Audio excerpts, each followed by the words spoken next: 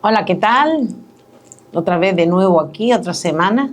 Aquí en Radio Faro, de Putters. radiofareando. Radiofareando de Putters. Es el de Putters, es como se llama el chat en el que estamos con él. Del Humberto. grupo, sí.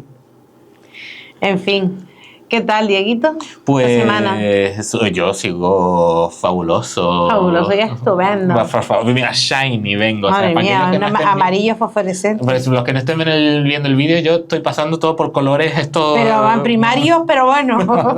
y segadores. Sí, sí. Bueno, y Carmita, tiene un amarillo fosforescente. ella viene hoy de roja corporativa. Claro, claro, que te lo dije la hoy semana pasada, que esta semana me tocaba a mí con traer sus la gafas blusa a fuego corporativa. y todo. Yo sí. Ella siempre. Yo siempre. ¿Tú qué tal? Será entonces? barato, pero... ¿eh? ¿Y tú qué tal entonces? Yo muy bien. Tú sabes que yo siempre estoy bien. Ahora a punto de salir las vacaciones de Navidad. Sí, total. Ay, Qué rico.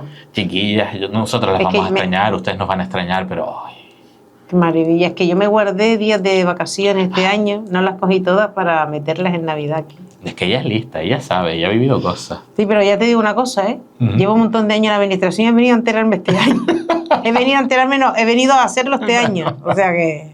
Bueno, la sabiduría no llega de un día para otro, tarda, ¿eh? Sino que sí, siempre cuadraba cosas en verano y me las gastaba sobre la marcha. Bueno, a ver, Pregúnteme. Dieguito, estamos aquí en una poca de historia y no de historia de mi vida ni de la tuya, sino historia de Canarias.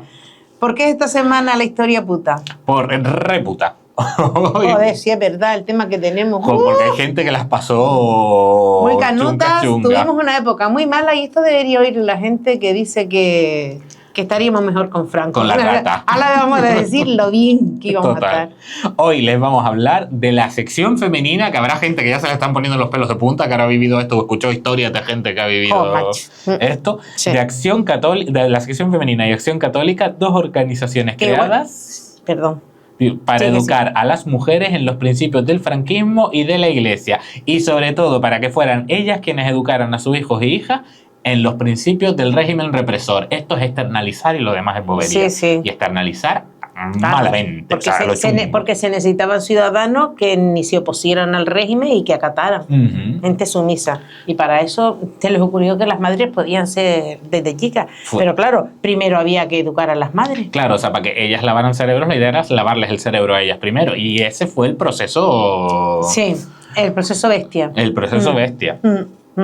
¿De dónde ha salido toda esta información? Pues ustedes saben que nosotros, honestidad, transparencia, y porque honramos a quien Y porque no creas que somos nosotros los listos, ¿sabes? No queremos defraudar a nadie. No, total, total. Esto es un artículo de la historiadora Teresa González Pérez llamado Dios, Patria y Hogar, la trilogía en la educación de las mujeres. Ahí queda eso, o sea, Dios, Patria y Hogar, la trilogía en la educación de las mujeres. Vamos, se quedan súper claros los objetivos. Contexto histórico, para entender que nosotros siempre les situamos a todos ustedes dónde estamos y sobre todo cuándo estamos. Efectivamente. que esto es importante. Y sobre todo porque los golpistas crearon esta herramienta de la sección femenina.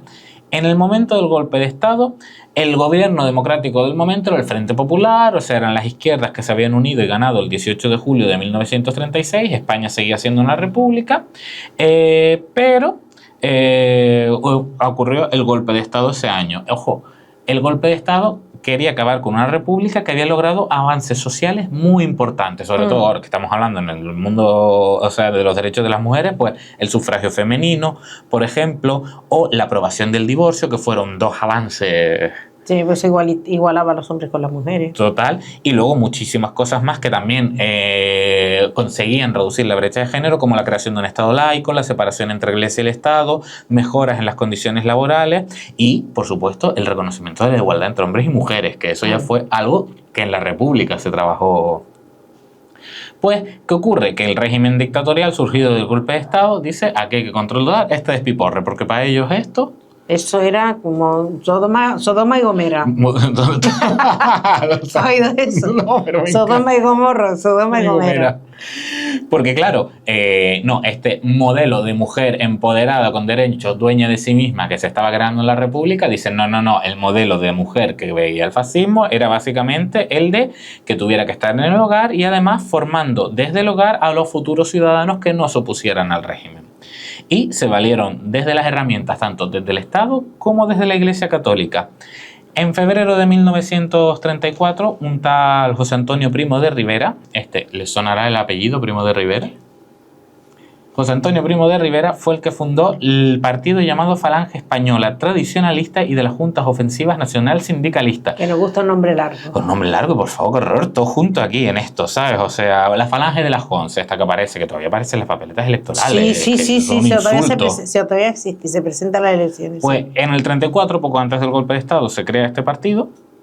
Y se crea la sección femenina como una versión femenina de la JONS, o sea, de las juntas ofensivas estas.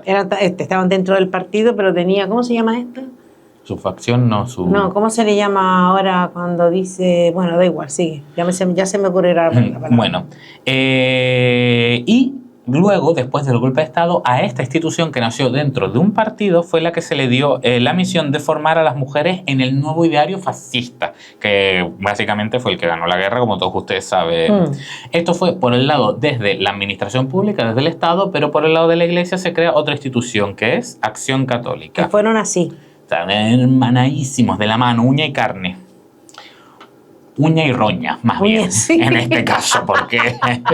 Sí. Pero bueno, entrando en materia, Carmita, ¿cuál fue la misión de la sección femenina? Bueno, mediante un decreto de 1939, Franco le encomienda a la sección femenina la formación de las mujeres. Aunque de hecho ya ellas estaban trabajando en Canarias, porque recuerden ustedes que Canarias fue el primer territorio ocupado por los golpistas en el 36, con lo cual desde el 36 ya venían trabajando porque tenían aquí delegación.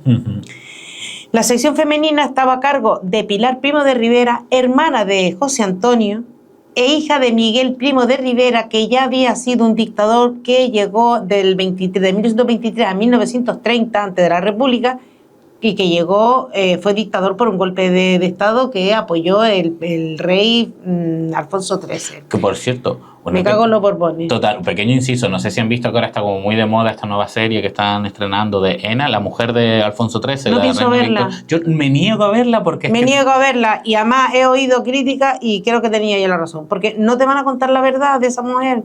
Te la van a poner, es como Isabel la Católica, la serie que hicieron Isabel la Católica, coño. Todo el mundo sabe históricamente quién era Isabel, que parecía una santa allí. Y claro, ¿qué pasa? Que esta mujer, es verdad que estrenan el rollo de que cuando se fueron a casar hubo un atentado, no sé qué, no sé cuánto, ay, qué penita, no sé qué, no sé cuánto, perdona, pero este matrimonio real, o sea, dijeron dictador, sí, para adelante. Claro, ahí lo dejamos. Pues no que le puso a la mujer y los hijos que tuvo fuera del matrimonio, ¿sabes? Por lo menos si hubiera servido de ejemplo, es que ni siquiera sirven para eso, para los reyes. Bueno, vamos a seguir. Sí. No me estén calentando. El trabajo de la sección femenina era formar a mujeres en el doctrinamiento ideológico en la escuela, o sea, le tenían que dar adoctrinamiento en la escuela, en la cultura y en el hogar. O sea, estaban controladas en todo momento.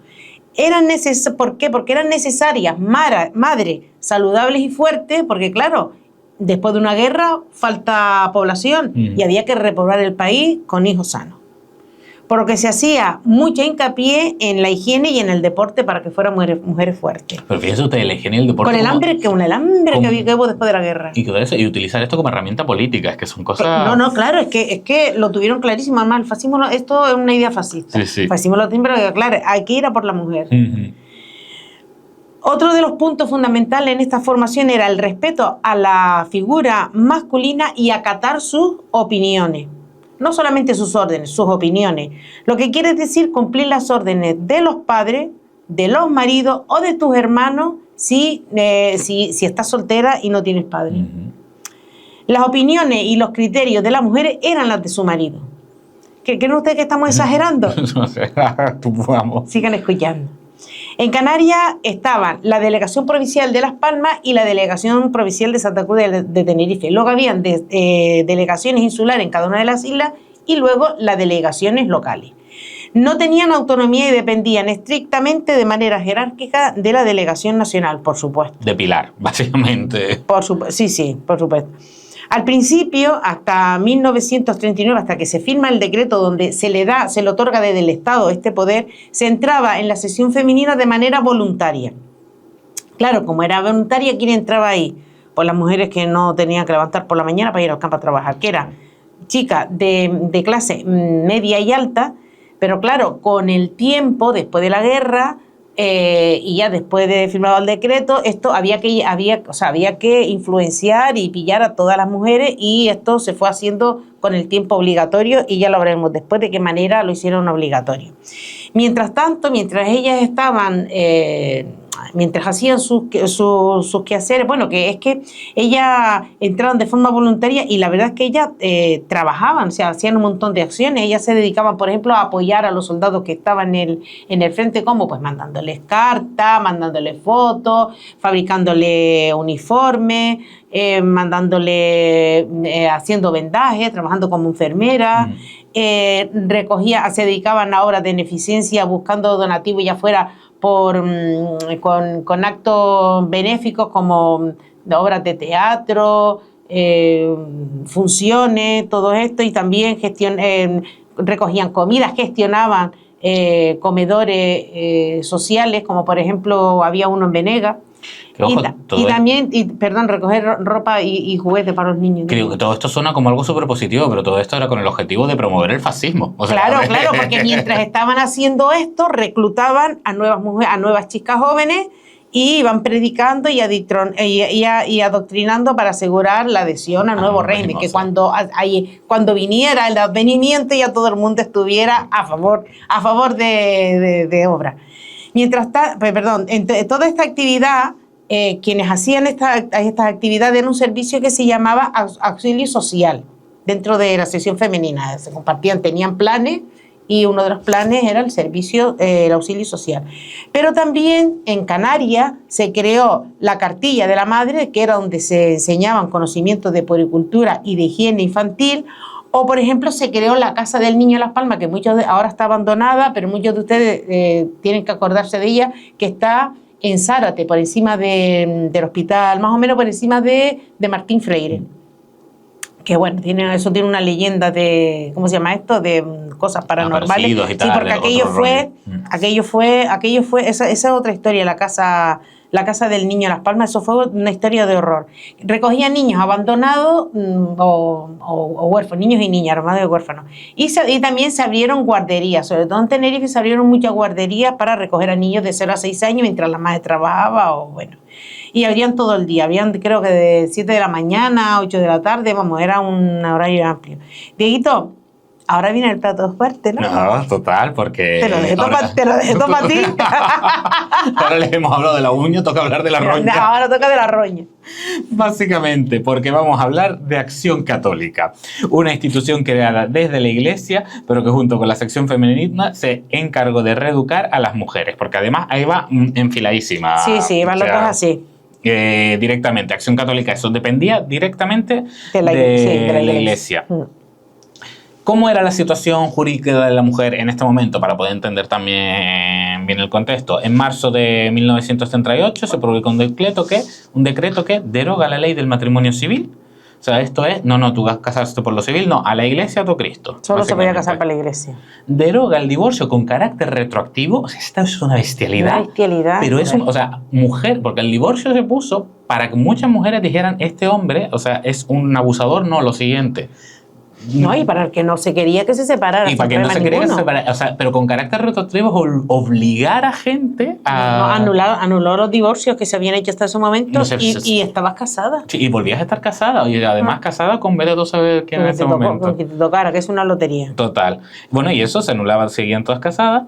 Eso fue en 1938, y en 1941 se incluye en el Código Penal como delitos el aborto, el adulterio y el concubinato. O sea, se incluye en el aborto, que claro, a partir de entonces en España ya sabemos las historias... No se encuentra. No se encuentra. No se puede adoptar. Todo el mundo escucha esa historia de estas mujeres que tenían que ir a otro país, o desgraciadamente las que se tenían que quedar aquí por otros métodos, culpa de estos fascistas, básicamente. Y morían. Si te cogían poniendo los cuernos a tu pareja, ibas a la cárcel. Pero ojo, en el caso de las mujeres no se necesitaban pruebas para condenarte, solo la palabra de tu marido. Sí. Esto es una herramienta machista. Los dos podían ir, pero eso fue hasta los años 70, antes de morir, hasta morir la rata. Franco, y después, hasta que no se cambió el Código Penal, pero para que un hombre, para que tú denunciar a tu marido por adúltero, tenías que seguirlo, sacarle foto, papá, y sin embargo una mujer podía venir y se quedaba con los niños. Entonces, claro, solo con la palabra del marido, suficiente en este caso. Y si no estabas casada con un hombre, no se podía vivir con él. O sea, vamos, ya le digo yo una cosa, que esta mujer que está acá a mi lado, Carmita, hubiera ido a la cárcel... ¿Por puta? Por puta. Pero, por eso era una puta. ¿No? Pero vamos, sí, totalmente. VIP. Madre mía, sido. menos mal. Total, la suerte que tiene uno de estar no solo dónde está, sino cuándo. ¿Cuándo está? ¿Cuándo está? Pero vamos.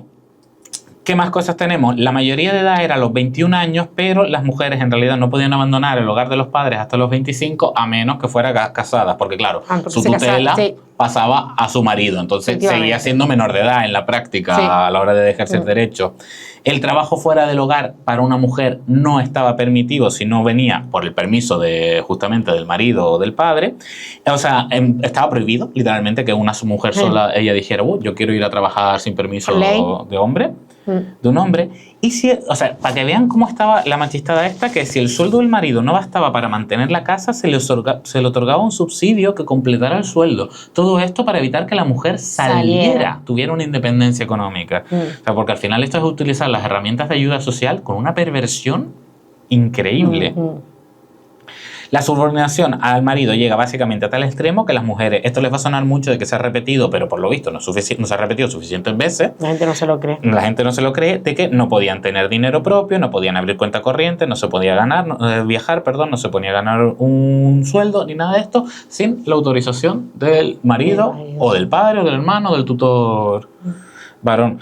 Claro que tú una vez te heredabas. Tú podías heredar. Y quedaba tu nombre, pero tu marido lo gestionaba. Y además que cuando hablamos del tutor es que estamos hablando de mujeres, o sea, mujeres ya, señoras de 30, 40, 50 años que saben perfectamente lo que quieren en su vida. Y legalmente eran menores. Y legalmente todavía tuteladas, es que... Total, pero bueno, aquí nosotros siempre les traemos, como saben, un capítulo un poquito más tal y otro para indignarse así. Sí, que nos encanta ponernos. Podían ejercer profesiones liberales, es verdad, pero, no podían ejercer profesiones liberales, esto rollo abogada, cosas así. O sea, bueno, eso es que ni siquiera podían ir a la universidad. No, o sea... Por lo menos estos años.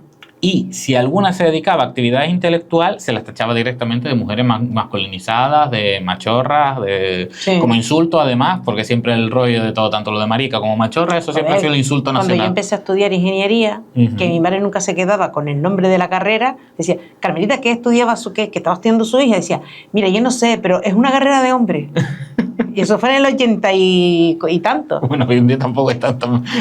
Sí, hay más mujeres que hombres. Bueno, cuando yo me fui, había más mujeres que hombres en ingeniería. ¡Qué alegría, por favor! Sí. Y cuando yo entré éramos 3. Todo esto es, básicamente, le estamos contando el contexto del franquismo. Más cosas así para indignarse, para agarrarse nervios. La represión era tal no solo en estos aspectos privados, sino también en el mundo de la cultura. O sea, no se promovía que las mujeres leyeran el acceso a la cultura, excepto con un tipo de texto, los textos religiosos. Sí. Porque, claro, el nacionalcatolicismo era la idea de, bueno, el modelo a seguir en este mundo para ser una mujer ideal es... La Virgen María. Pero tú sabes que solamente se podían leer textos religiosos porque se pensaba que la lectura podía producir trastornos de personalidad en las mujeres. Por favor. Es que la independencia, por lo visto... No, es que te trastorna la personalidad, claro. Tú lees, piensas y ves lo que está pasando. Y dice, no. Básicamente, ¿qué ocurría entonces en todo esto? Que por un lado, como les decíamos antes, lo que estaba explicando Carmita, la sección femenina se encargaba de la formación doméstica de las mujeres y Acción Católica se encargaba de la formación de las mujeres en el único ámbito que podían estar fuera de casa, en las parroquias. Y además con un marcaje enorme tanto en tema de catequesis, beneficencia, participación en las misas. O sea, era, vale, sí, este es el espacio que puedes estar fuera de casa, bueno, que debes estarlo, pero aún así controlado. Bueno, participación en las misas era barrer la iglesia, colocar las flores. Trabajo feminizado siempre. Completamente. ¿Qué más instituciones se crearon alrededor de estas dos, Carmita? Pues mira, se creó también una cosa horrorosa que se llamaba el Patronato de Protección a la Mujer. Yo he estado buscando y lo primero que te dice es que eso ya existía durante la República, que se había creado en 1913. No, en 1913 lo que se creó fue un instituto contra la trata de blancas, porque por lo visto había mujeres... como ahora con la prostitución. Pero no, esto se cambió y era patronato de protección a la mujer, no de la mujer, no protección, sino a la mujer, porque eran instituciones que las construía el Estado, pero las gestionaba la Iglesia. Ahí tenemos la imbricación Estado e Iglesia también. ¿Cuál era la misión fundamental del patronato? Pues velar por la moral social de la mujer, o lo que esto quiera que sea, porque todo depende, saben ustedes, del que ve. Todo depende del que ve y de lo que crea que es la moral. Y lo que sea, velar por la moral. Su misión era dignificar la moral de las mujeres jóvenes, apartarlas del vicio, ya tú me dirás en esa época qué tipo de vicio había, y educarlas con arreglo a las enseñanzas de la Iglesia. A ver, en realidad eran centros de internamiento para chicas díscolas, entre comillas, que podía ser cualquier cosa. Por ejemplo, una chica que era madre soltera, que se había quedado embarazada y ya podía tener 15 como 30 años y estaba soltera, era una mala mujer y había que muchas veces le quitaban a los hijos, bueno, muchas veces no, siempre le quitaban a los hijos y pasaban un martirio durante el embarazo y después del embarazo. También podía ser un padre que hablara con el cura o con una autoridad y le dijera que la hija era rebelde y que le contestaba o que no le obedecía. Podía ser cualquier cosa que ellos creyeran que era una chica que una descarriada. Y además dentro de esto se están empezando a hacer estudios ahora que todavía no están sacándose las conclusiones, pero está estudiando de que parece ser que en el patronato de la mujer también entraban desgraciadamente las mujeres que eran lesbianas. Claro, con una mujer descarriada. Y si te pillaban con una mujer, no de paseo de la mano, ¿verdad? Pero si te pillaban, o sea, si tus padres sospechaban que tú tenías una novia, o sea, que tú siendo mujer tenías una novia, ibas allí parada. Y claro, pero lo pasaban, eso era la cámara de los horrores, porque últimamente han habido gente que han hablado. Y porque eso estuvo hasta después de la muerte de Franco. Hay un podcast buenísimo que me lo recomendó Carmita una vez, de una chica que habla. Es duro de escuchar. Es duro de escuchar, pero es que sí. O sea, quien no se sienta capaz, que no lo oiga, pero quien se sienta capaz, o sea, no recuerdo cómo era, pero ¿Y cómo se llamaba? Pongan periodista, Patronato de la Mujer podcast, porque lo hace una chica periodista y es buenísimo. Sí, y recoge unos ¿Cómo se llamaba? Las que no, lo que no se oye o lo que no me acuerdo ahora. Ahora cuando empieces tú a contar tu parte lo busco. Venga. Y les cuento el nombre. En Canarias, otras ramas de acción católica fueron Juventud Obrera Femenina y Hermandad Obrera Femenina. En Canarias se abrieron los hogares católicos, que eran sitios donde los chicos y las chicas se reunían, hacían su reunión y hacían actividades al aire libre o cosas. El caso que era un espacio donde la gente, los chicos y las chicas sociabilizaban. Que menos mal a esto, porque si no terminaban comiéndose, porque si los hombres y las mujeres no tenían roce, tú imagínate que se animalaban, digo yo, no sé. Es que el caso es que solo las chicas de buena familia que estudiaban en colegios privados tenían acceso a una educación secundaria y a cierta formación, pero siempre bajo el auspicio y bajo el ojo digamos, de los fundamentos del régimen fascista, sí. En Canarias no se interrumpió en ningún momento la enseñanza, pese a que había un estado de guerra.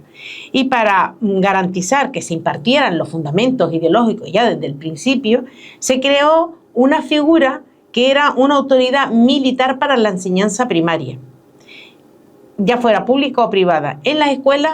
Escuchen esto, escuelas normales del archipiélago.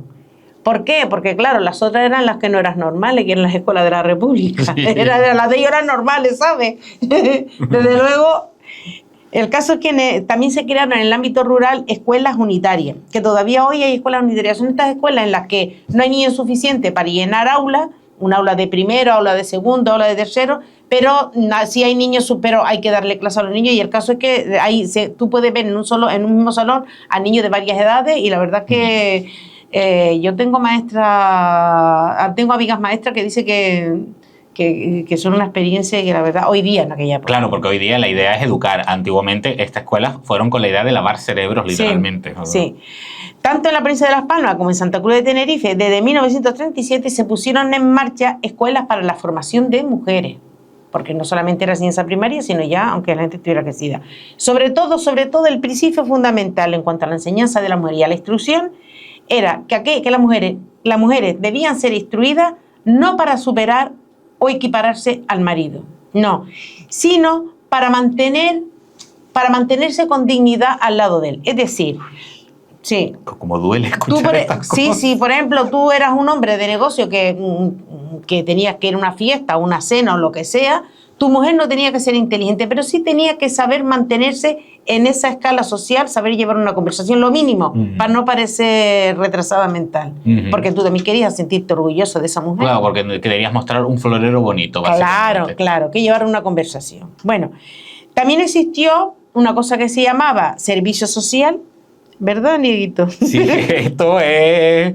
O sea... Que era lo que yo le comentaba al principio, que terminó siendo obligatorio, pero también... Sí, esto fue una anécdota que me estaba contando voy a buscar Ahora ella va a buscar lo del podcast, pero...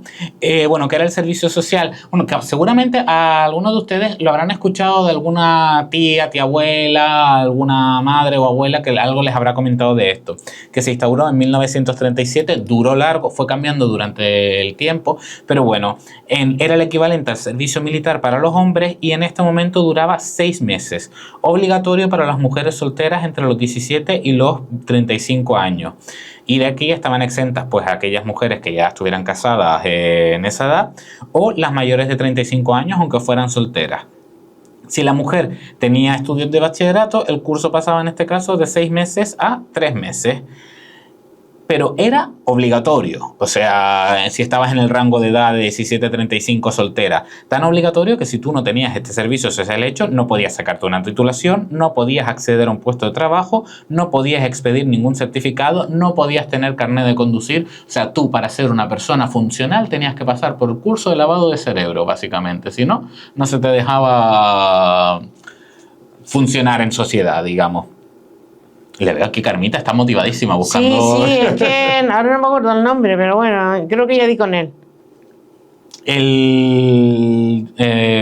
O sea, volviendo a este tema de que el curso el servicio social tenía una fuerza tan grande, una obligatoriedad tan fuerte que se les suspendían las mujeres de empleo y sueldo hasta que no se lo sacaran si en el trabajo se enteraban que no lo tenías. O sea, era básicamente tienes que entrar por el aro, tienes que entrar por ese lavado de cerebro. Pero vamos, que no solo era aprender a bordar y cosas así, sino que se daban cursillos tipo formación de espíritu nacional, que los daban las encargadas de la sección femenina, que a mí con estos nombres, lo de formación de espíritu nacional... Sí, no, yo no llegué, yo creo que no llegué por un pelín, porque yo nací en el 63, pero yo me acuerdo de compañía, o sea, yo me acuerdo que en mi colegio se daba formación... pero no mi colegio, sí, mi colegio es muy al principio, formación profesional, Espíritu Nacional. Espíritu Nacional. Pero yo nunca, ni de lejos, solo que lo oía en la escuela, el Espíritu Nacional que se daba como asignatura, ¿eh? ¿Qué es lo que se daba todo esto? Ojo, la idea no era que fuese una mujer que aprendiera conocimiento, o sea, podía salir de ahí analfabeta la mujer.